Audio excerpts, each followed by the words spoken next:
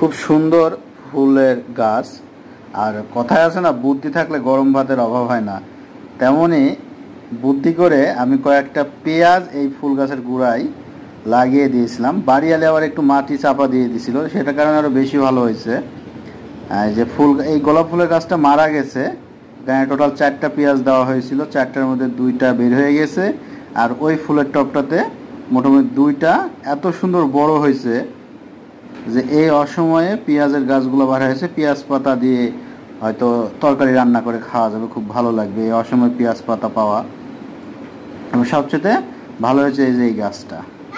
আর আসলে ভাবতে পারিনি এই সময় পেঁয়াজ লাগালে এত সুন্দর হবে। রুমের মধ্যে তো রোদ গরম বৃষ্টি ওইভাবে পাইনি, এই কারণে হয়তো অসময়ের এই পেঁয়াজটা এত সুন্দরভাবে হয়েছে। ধন্যবাদ সবাইকে। আসসালামু আলাইকুম।